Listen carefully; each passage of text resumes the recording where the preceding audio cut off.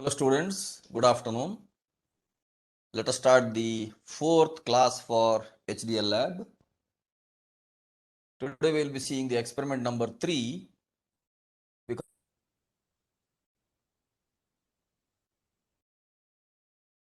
What is the usage of FPGA in our electronic design automation? And the second lab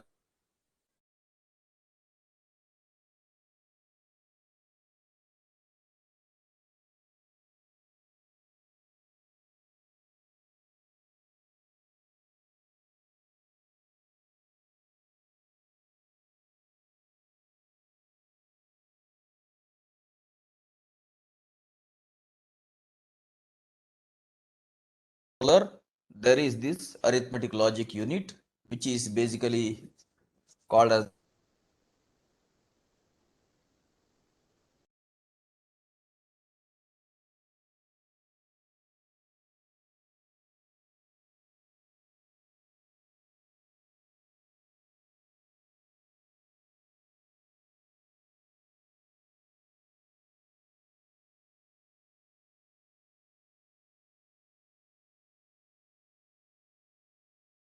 code.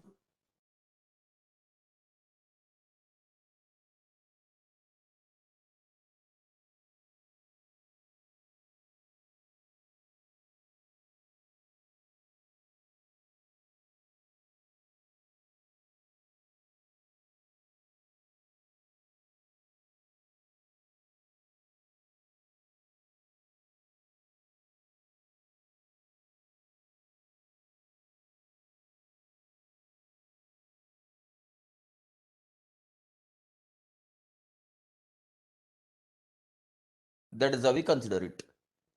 Now, as the machine is digital pulses, it is required that all the pulses which are meant for programming the machine also are supposed to be present in the stream of digital pulses only. Okay, there is something in the chat box. Yeah, voice may be breaking because of the network issue only, but anyhow I am going to record it. I have been recording the session. If there are interruptions in between, always go through the recording. Voice will be breaking because of the network issue only.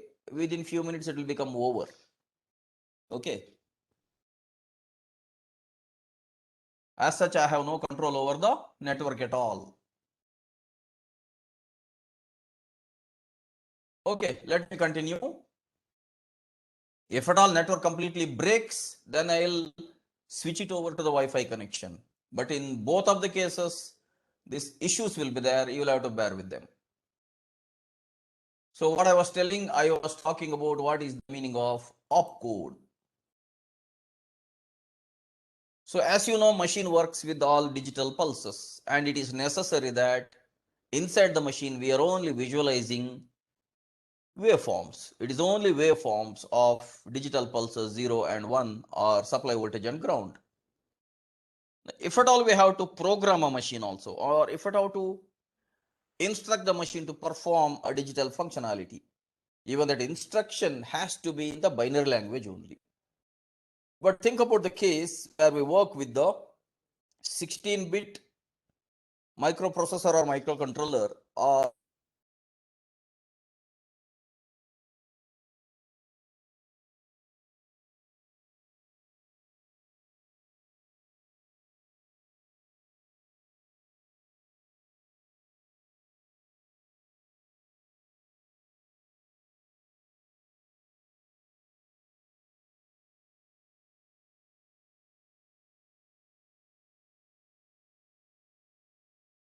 a microprocessor having only 8 bits data bus. So it was a 2 power 8 combination, 256 combination.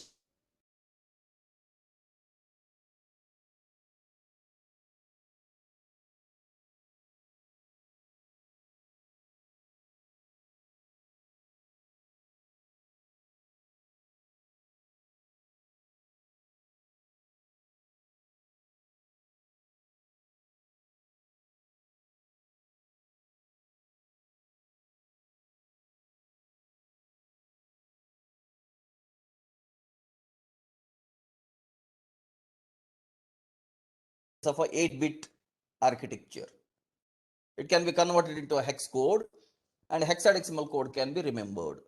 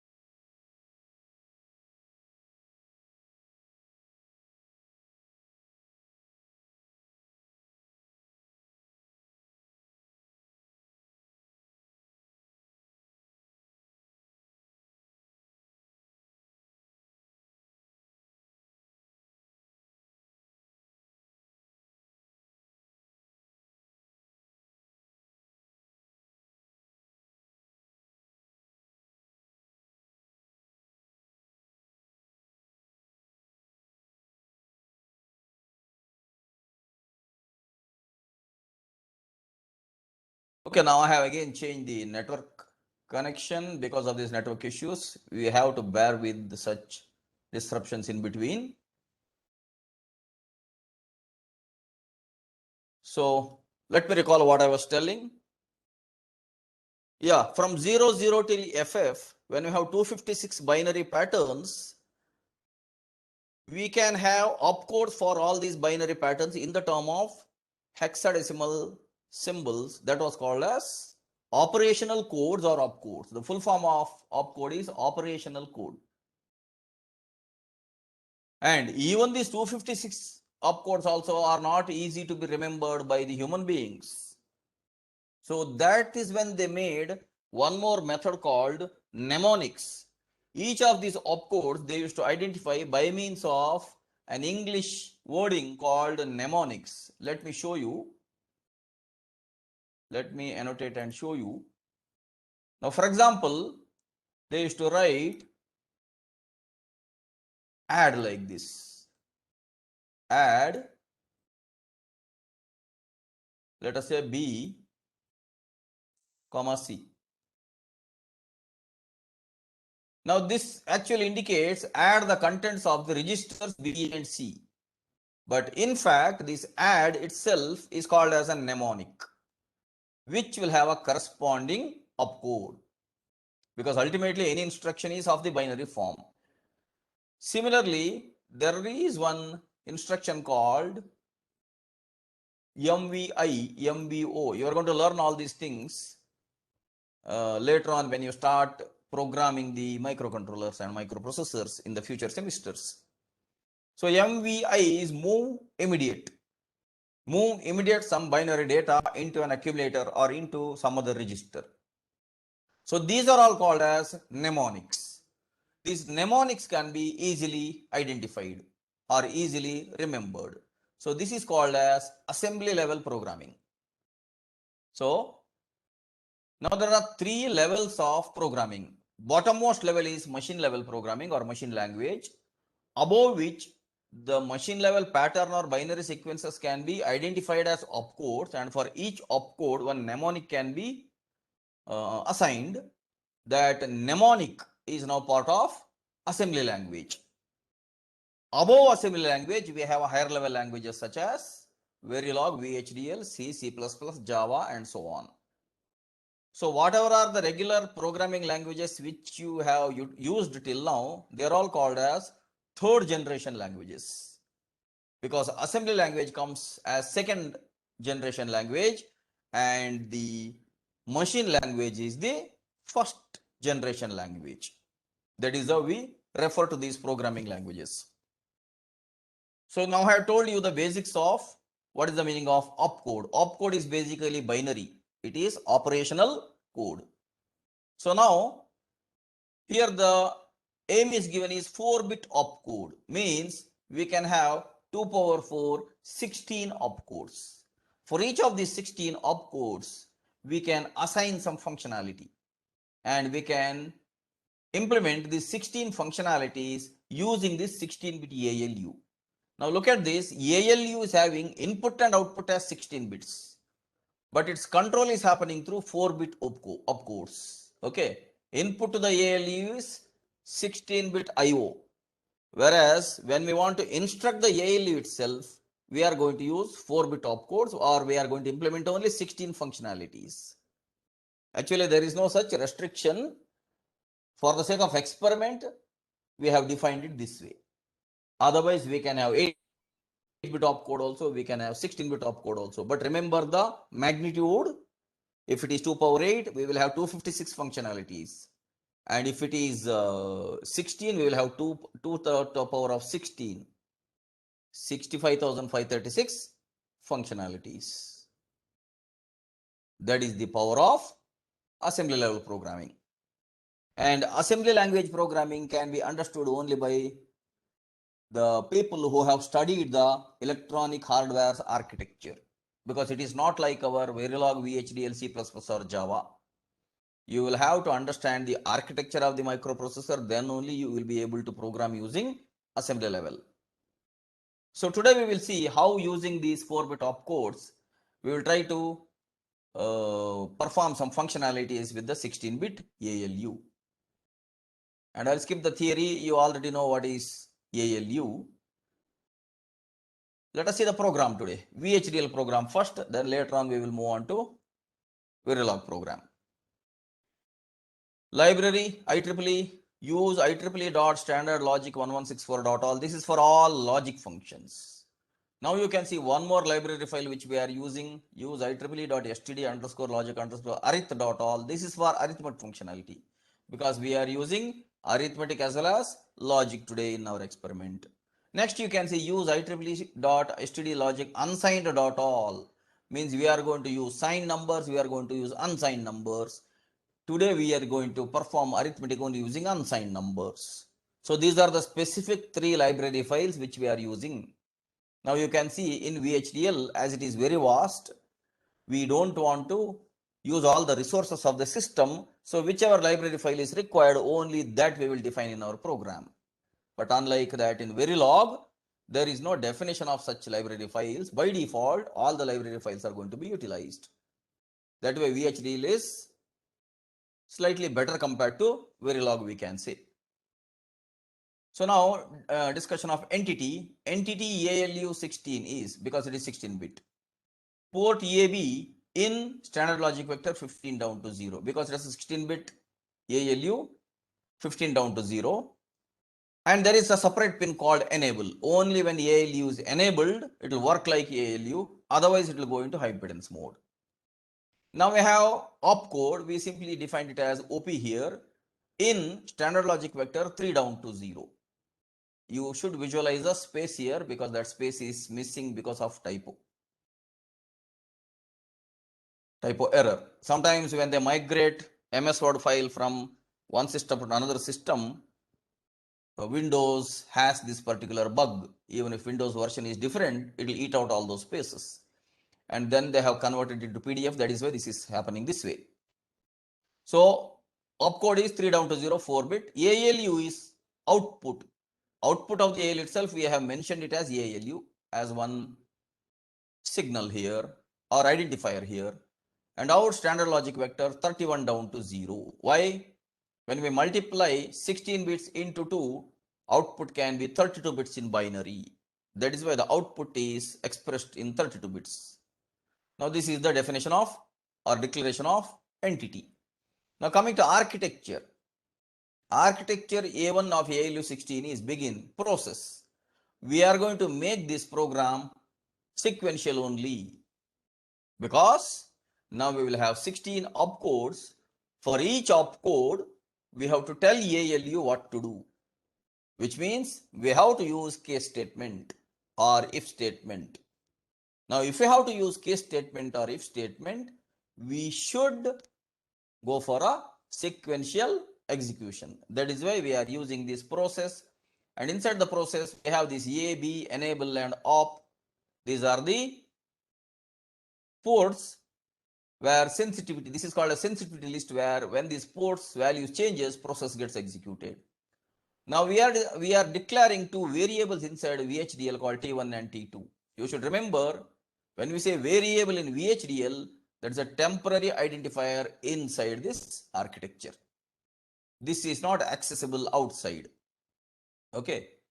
T1 comma T2 standard logic vector 31 down to 0. Begin. Initially T1 is assigned with all zeros. You can see here. This is the assignment symbol with a colon and equal sign. This is the assignment symbol for variable assignment in VHDL. Otherwise, there will be an angle bracket here, less than or equal to symbol will be there.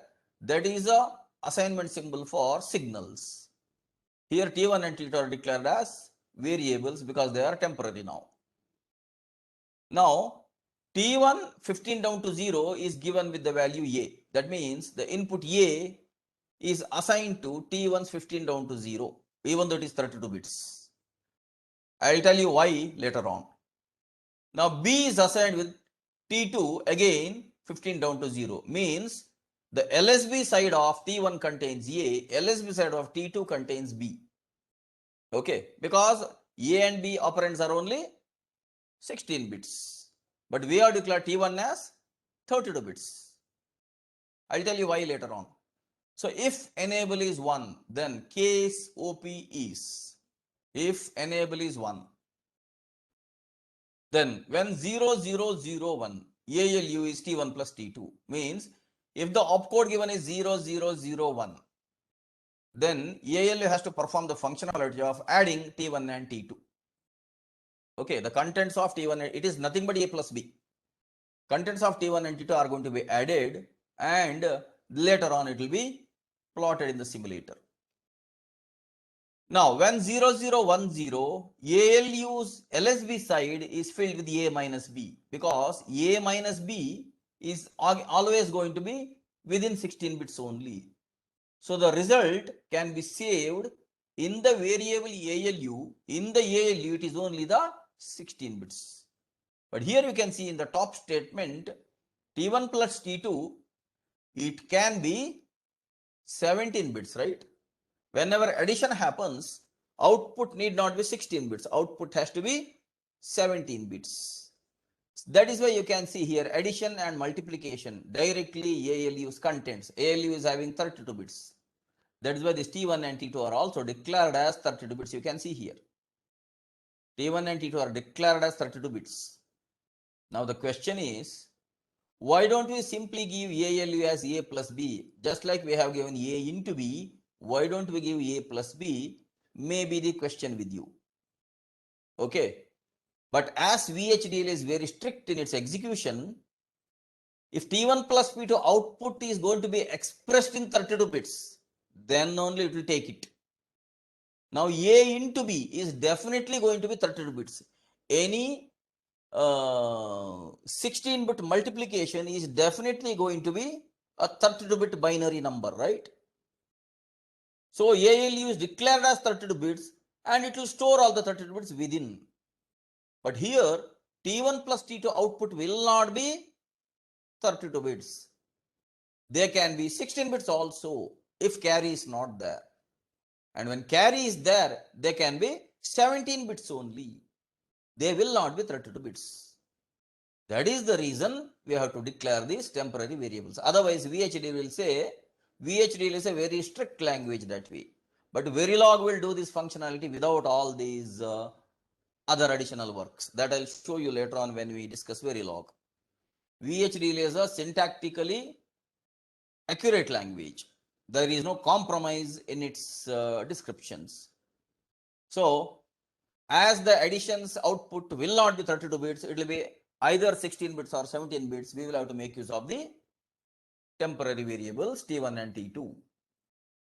Okay, that is why we save these A and B in the LSB side of T1 and T2. Then we add, anyhow automatically ALU is of 32 bits, along with the carry also it is going to be saved.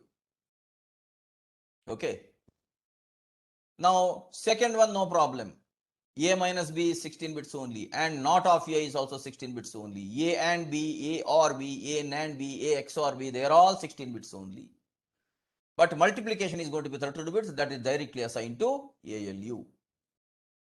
When others null, even though there are totally 2 power 4, 16 opcodes, right now we are using only 8 opcodes. You can see this here, 0001, 0010, 0011, 0100, 0101, 0110, 0111, then 1000.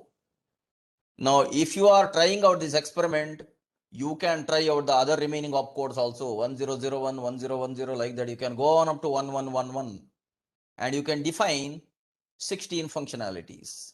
Here we have simply used addition, subtraction, multiplication, and not of A and B, A or B, A and B, A XOR B, like that. You can have not of B also. You can have various different combinations also. Now you can see this is what is that opcode 0001 till 1000. It can go on up to 1111. Here we are saying, as we are not giving more functionalities, we are giving when others, it is null. End case. Else, let us say if enable is 1, then this case statement is getting, case loop is going to be executed. Otherwise, all others are Z, means otherwise the ALE should contain high impedance. Then end if, because we have a if statement here, corresponding to that we have end if, then process we began, end process, and end architecture. This is the end of the code in VHDL for a 16-bit ALU using only 8 opcodes. Now, each opcode is a 4-bit opcode. If you have any questions, you can ask me. Otherwise, I will go through the test bench now. Do you have any questions?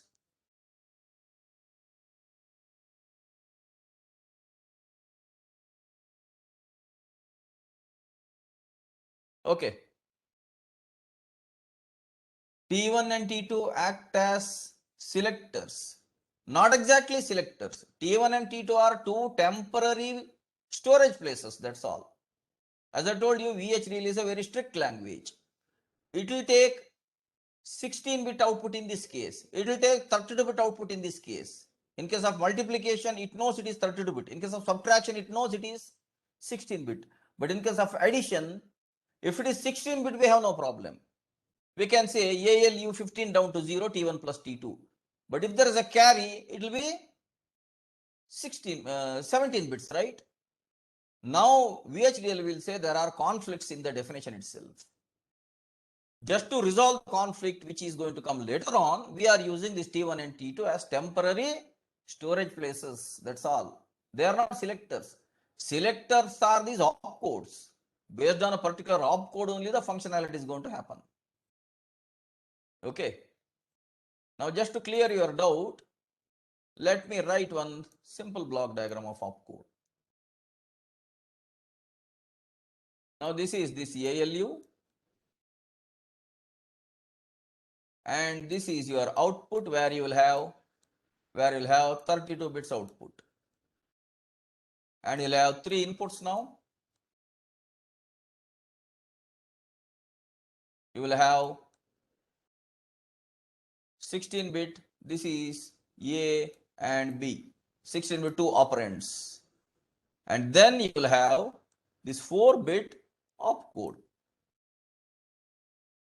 And then you'll have one more enable. Anyhow, this is going to come later on when I show you the synthesis output also. So when enable is 1, ALE is going to work. When ALE is going to work, based on the opcode which you give, respective functionality will happen and output will come there. So these T1 and T2 are only defined inside. T1 and T2 are inside now. They are temporary. For the sake of this logic which is posed by VHDL. Okay, so they are not selectors. They are temporary storage places. I hope now it is clear to you. Any other questions?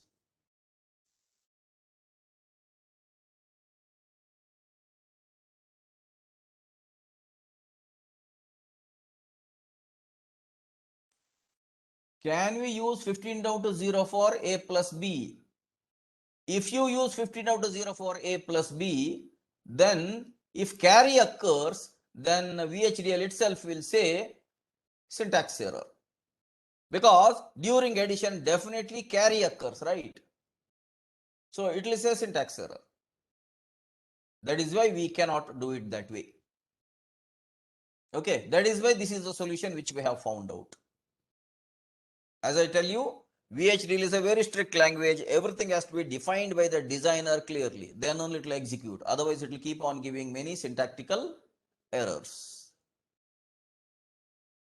Because it was designed very strictly by the Department of Defense, and because of which VHDL is like that. Later on, Verilog was utilized only by the private industrial people for their purpose. They made it quite simpler for their usage. Okay, now let me go on to test bench code. You can see here the test bench code. A is given with some value, B is given with some value, then wait for 100 nanoseconds.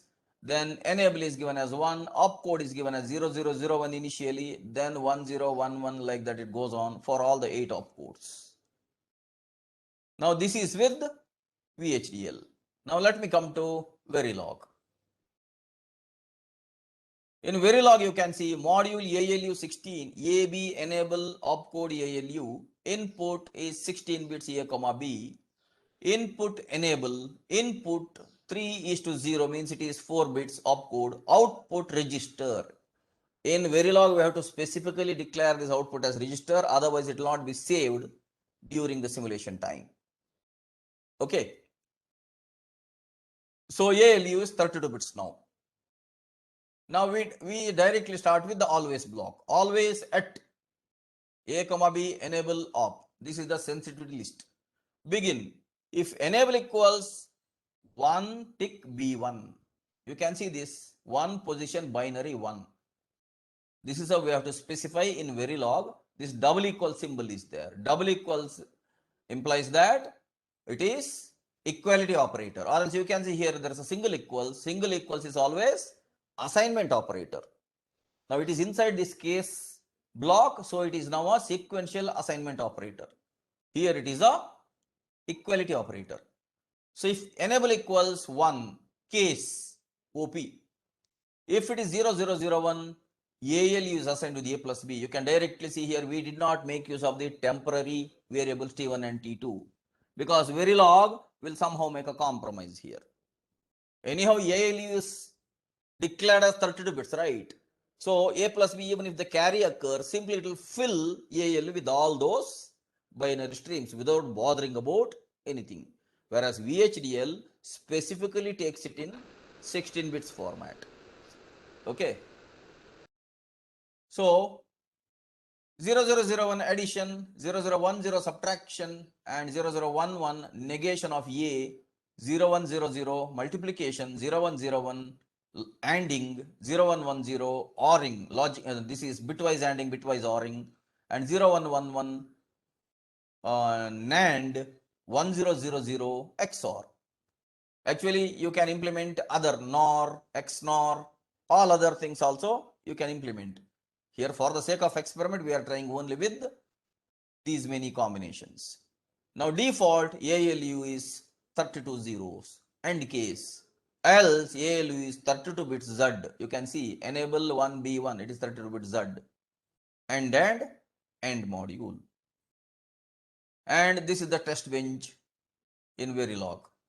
Okay. A is given with this value, B is given with this value, hash 50, 50 nanoseconds is the wait time. Then all the opcodes are given one after the other with the value for enable also with 50 nanoseconds delay between each. So the results and simulation outputs, the 16-bit ALU has been designed using HTML code, verified using test bench, and this is the output. I will later on show you the output. And this is the RTL schematic. Later on I will show you the RTL schematic also. Okay.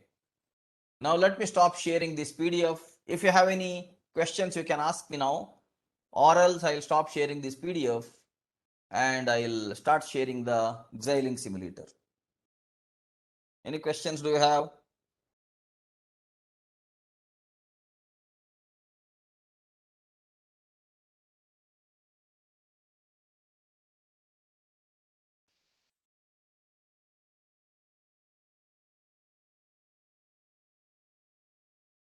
Okay. Let me proceed then. Let me stop sharing this.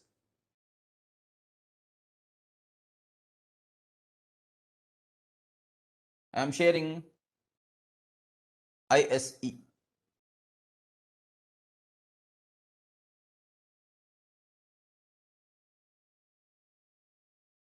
Okay, this is ISE. I have kept the same project here because project and chip are not going to change. Now let me right click and click on new source, or else let me open a new file, text file, because I'm familiar with this procedure only. Let me copy the Verilog code for the ALU.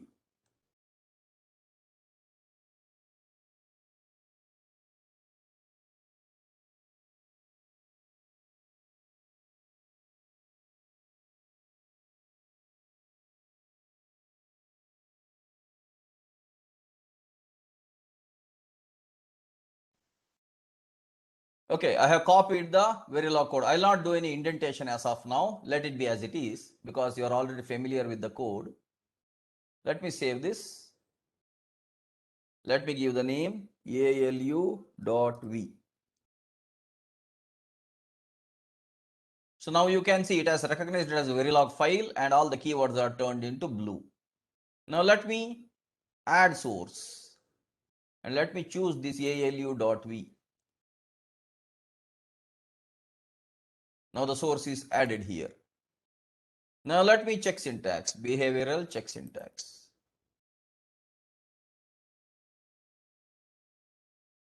Behavioral check syntax completed successfully. But as you know, we cannot simulate the code directly. We will have to have a test bench now. So on this main file, let me click on new source, Verilog test fixture. Let me give alu underscore test dot v.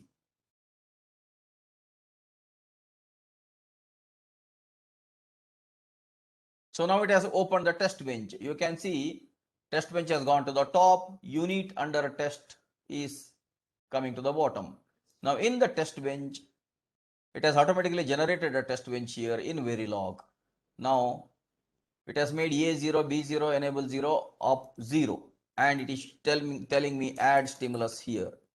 Let me add stimuli here.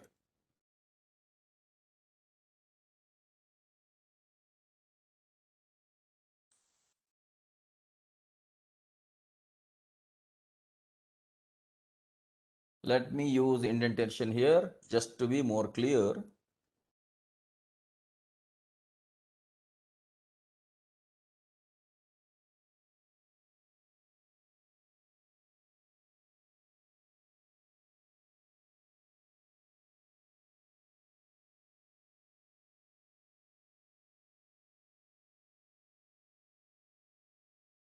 Okay. So this is how I have added the test bench.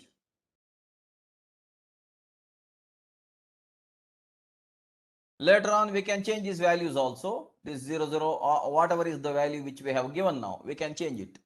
We will try that later on. Now I'll have to check syntax the test bench. Check syntax completed successfully. Now, this is already done, right? This syntax we have checked. This syntax we have checked. Now let me simulate behavioral model.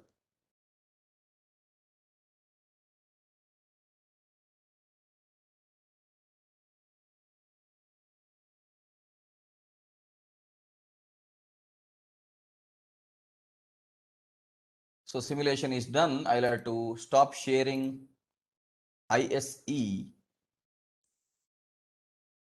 and I'll have to show you the simulation waveform.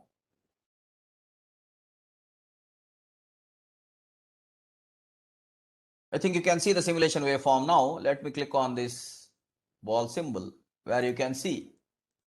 See, initially, you can see here, initially, when enable was 0, A was 0, B was 0, enable was 0 here, opcode was 0 here. And you can see all things were Z here at the output. It was Z here.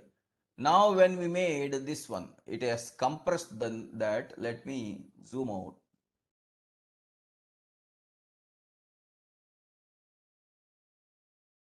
So now you can see. Till here enable is 0, so everything is 0. You can see because it is a 32-bit, it is a bigger plot there. It is going on like this. See. Now here, let me slightly zoom out.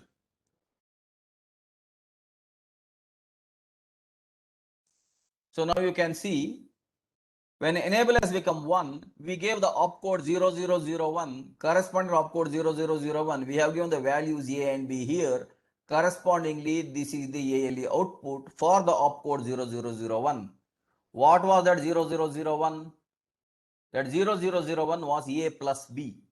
So you can see this is nothing but 111 plus 101 and that is 1100. That is the output here. So this one is corresponding to A plus B. Next one is corresponding to A minus B. Next one is corresponding to not of A. Wait a minute. Where is this? 0100 is subtraction. 0101 is corresponding to what? 0101 is corresponding to A and B.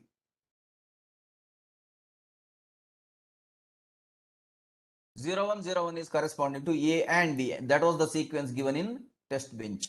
So accordingly, for all those opcodes, you can see the outputs are changing. Here you can see 0111. 0111 was corresponding to NAND gate. So now you can verify the NAND output is coming, 32-bit output is coming at the identifier ALU. So that way up to 1000 it is happening and finally simulation has ended. In this way we can zoom in and zoom out always. In this way we can verify the ALU's functionality and you can always change the opcode definitions also and you can always change the functionality also. You can always change the values for inputs also, that you can try out different types of experimentation on your own. Now let me stop sharing this and let me synthesize, which is more interesting.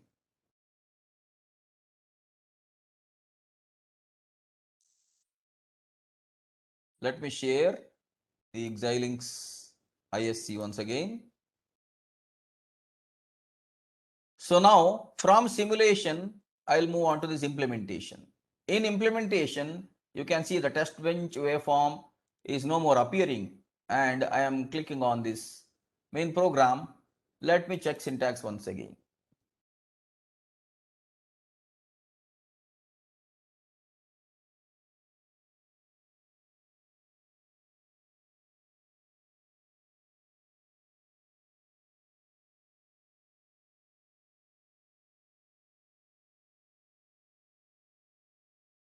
So check syntax is done. Let me click on RTL schematic.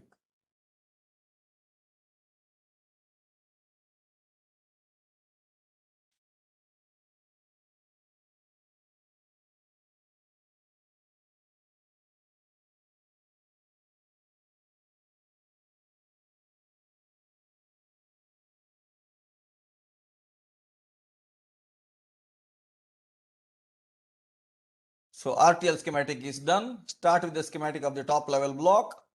I'm giving OK. And you can see ALU has got two inputs, A and B, two operands. Then it has got one more input opcode. And then it has got one more single bit input called enable. These are the four inputs. And 32 bits is the output given the name ALU itself. Now let me double click on this. When I double click on this, let me zoom in.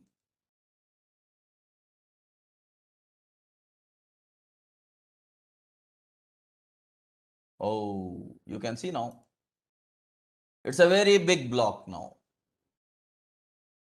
See, we wrote a very small program now, but it is a very big block now because we have added some 8 functionalities there with 32-bit output. It is not the 32 or 16 which is mattering here, but it is the functionalities that are mattering here. So this is the complete block in the RTL. Let me slightly zoom in and show you blocks by blocks. You have this one logic, one more logic, you have this OR gate and you have this OR gate. You can see we wrote a code for ALU without worrying about its hardware. Now after synthesis, it has created a hardware for the complete ALU. See, so many gates are there. Here, one input is having an inversion, other is not having an inversion. In between the buffers are there. So many gates are there for all the functionalities. Now this is the beauty of synthesis, where you write any code, it will convert it into hardware. We did not really bother about all these gates actually, right? Now the system created the hardware on its own. Let me click on View Technology Schematic. Now, top level block is looking like the same as the earlier one. Now let me double click on this.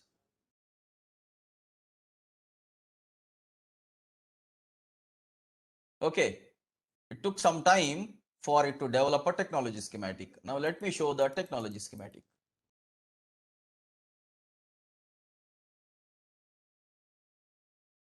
I hope you are able to appreciate the synthesis process now. You can see how big is this technology schematic diagram, right? You can see this now. This is the technology schematic diagram, which is much larger. Now in the RTL schematic, it was a register transfer level where we used to have only the predefined blocks which are available in the library. In the case of technology schematic, it will go into the minute details, means up to the logic gate level details. So that is why the diagram is much bigger here. Let me zoom in and show you. It will not accommodate in one screen also, but I will show you. There are so many LUTs now. Now you can see there is this LUT. There is one more LUT. Now inside each LUT, there is one MUX here, you can see. Inside each LUT, some functionality will be implemented. Let me click on this LUT2. You can see inside this LUT2, what is it now? A bar, B bar plus AB. It is implementing an XNOR gate there. We did not define XNOR gate, right? It is for some other purpose. Here you can see A bar B, AB bar. It is defining one XOR gate there. Now let me come this side. There is a multiplexer here. And there is one more multiplexer here. And when I double click on multiplexer, it is not going down. Why? Because this multiplexer itself is one hardware element present there inside FPGA. So it will not go below. As I have been telling you earlier, there will be so many multiplexers inside the FPGA, and using these multiplexers only, it will implement many functions. Now you can see there is one more LUT. Now you can see again one more AB bar plus A bar B XOR gate is there. And it goes on like this. There is a buffer there. There is one more LUT 6 with 6 inputs and 1 output lookup table. Let us see what is there. You can see this. Such a big circuit diagram is implemented inside this LUT. In fact, the circuit will not be there inside the LUT.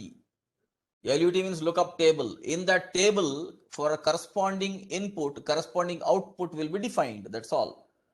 But for getting that output, what was the logic that was involved, that is being shown by the tool here now. So now you can appreciate the complication. In our previous experiments, we did not see such large circuits. But here you can see much larger circuits which are there. And what we did was we simply wrote a code in Verilog for implementation of ALU. And it ended up with such large hardware. Actually, as far as the capacity of FPGA is concerned, this is not large. This circuit is also not large because FPGA contains millions of such cells. So let me zoom in. You can see all these wirings here. So many complicated wirings, so many LUTs. One by one it is implementing so many LUTs. You can see here. Let me randomly click on some LUT. You can see it is showing it here. And finally, there is one more. This is LUT 5 now. Let me click on this. There is some circuit here for the logic. And let me click on this LUT 4. This is now 4 input LUT. There is some functionality here also. So in this way, for all the logic functions, it is implementing so many such LUTs. You can see. Let me randomly click on one LUT. You can see such a big circuit here again. And let me click on this. You can see one simple NAND gate here. So this way it is working on all those 32 bits, right? See, I'm going down. And here you can see one big block. And this is, let me zoom in. It is showing it as DSP. We did not write a program for DSP, right? But it is showing it as a DSP block because in the technical schematic, it is taking that library element which is present there. It is applying some logic. This DSP block will have its own functionality inside. And accordingly, the output is coming there. Okay, that output is coming there. And in this way, there are muxes and there is one more LUT here. In this way, it has implemented the code for Verilog only using LUTs. LUTs again contain logic gates or else muxes or else I have shown you one DSP also. So this is how the technical or technology schematic exists there. So in this way, I have been telling you in the class earlier also, in this way, we may write a very big code. Sometimes our code may contain 10,000 lines, 20,000 lines, maybe 50,000 lines, sometimes maybe 1 lakh lines. In the industry, what they do is, once they verify each block by block, they integrate the complete code. There will be multiple teams working on a project. All the multiple codes will be integrated and then that project will be given to the synthesis tool. Synthesis tool will take sometimes days together, weeks together to synthesize. In our today's experiment, it is hardly some 20 lines program. How many lines we had? Let me count the number of lines we had in our program. 1, 2, 3, 4, 5, 6, 7, 8, 9, 10, 11, 12, 13, 14, 15, 16, 17, 18, 19, 20, 21, 22. Today's our ALU program is only 22 lines. But you can see, it is not the lines which matter. It is the hardware which is defined using the lines that matters. So that is how it has created such a beautiful, big hardware. Okay. Similarly, in the industrial projects, when they have 1 lakh lines, 2 lakh lines, maybe 50,000 lines, 60,000 lines, synthesis tool will take a lot of time to synthesize and to generate the net list. Until then, the design engineers have to wait. That is why in general they used to complete their project by December and they used to give it to the tool for synthesizing, and they used to go for the Christmas vacation or New Year vacation. By the time when they come back, they know that, yeah, let it take 15 days or let it take 3 weeks, synthesis tool would have completed the netlist generation, and when they come back they will verify the netlist file later on with the additional verification. So with this, we have come to the end of today's experiment. If you have any questions here, you can ask me, or else the meeting will be on and you will have to submit your handwritten observation book into the Google class. If you have any questions, you can ask me now.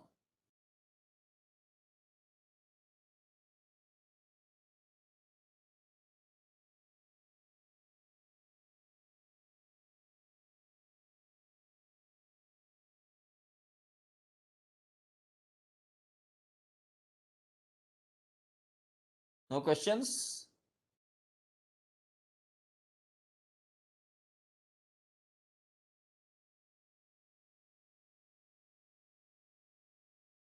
Okay, if there are no questions, I'll mute myself. I'll stop sharing this screen and I'll pause recording also.